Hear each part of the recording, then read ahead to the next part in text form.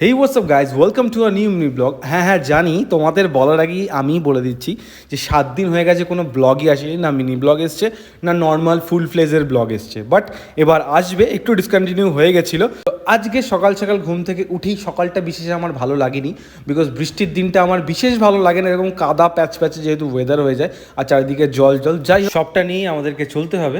সকালবেলা ঘুম থেকে উঠে চিরাচরিতভাবে স্টুডিও যাওয়ার জন্য রেডি হয়ে স্টুডিও এসে গেছিলাম। আজকে সকালে টিফিন কী করবো ভাবতে ভাবতে চলে গেছিলাম কালিন্দী বাজারে। ওখানে দেখলাম একজন দাদা লুচি বিক্রি করছে বড় বড় সাইজের। না, এটা কচুরি নয়, কচুরি ভাবলে বা নানপুরি ভাবলে তোমরা ভুল করবে।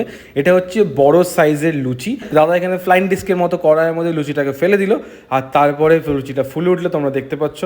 দেন দাদা এখানে খাবারটা দেওয়ার প্রিপারেশন করছে। দাদা যখন আমাদেরকে খাবারটা দিচ্ছে ততক্ষণ আমি তোমাদের সাথে কিছু কথা বলে নিই।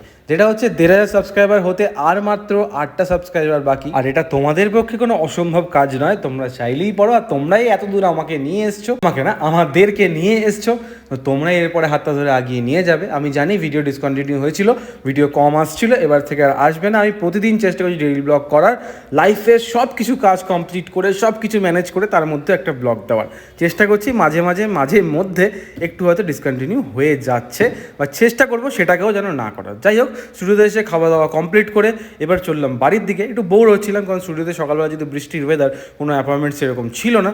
তো বাড়ির দিকে যাওয়ার পথে এই রাস্তাগুলো কালকে পুরো জলে জলাকার ছিল, মানে জলে পুরো ভর্তি। অর্ধেক কলকাতাই কালকে জলের তলায় ছিল বলতে পারো। বিকেলের দিকে একটু কাজ ছিল তাই বেরিয়ে পড়েছিলাম। আর ফেরার পথে বৃষ্টির দিনে এই দোকানটা থেকে গরম গরম ধোঁয়া ওঠা মোমো তোমরা দেখতে পাচ্ছ, পুরো ধোঁয়া উঠছে মোমোটা থেকে। বাট অতটাও গরম ছিল না, বাট খেতে খুব সুন্দরই ছিল। আর উষ্ণ গরম মোমো। আর ভিডিও ক্লিপটার জন্য সরি, কারণ কেউ ছিল না ধরার, আমি একাই ক্লিপটা নিয়েছি তাই হেসি হয়ে গেছে। খেয়ে এলাম স্টুডিওতে ছিল ছোটো ছোটো দুটো কাজ। একজন নিজেকে একটা পজিটিভ কোট লিখে নিজেকে ইন্সপায়ার করার জন্য একটা পজিটিভ কোটস লিখিয়েছিল। আর নেক্সট যে ক্লায়েন্টটা ছিল সে তার নিজের বাবাকে কিছু ডেলিকেট করে লিখেছিল। আমার ওটা বেশ ভালো লেগেছিল, যে always remember your dad sacrifice, not only for dad, mom, eventually প্যারেন্টসদেরও, ইভেনচুয়ালি তোমার লাইফে যারা যারা তোমার জন্য কিছু হলেও স্যাক্রিফাইস করেছে তাদের সবাইকে মনে রাখা উচিত।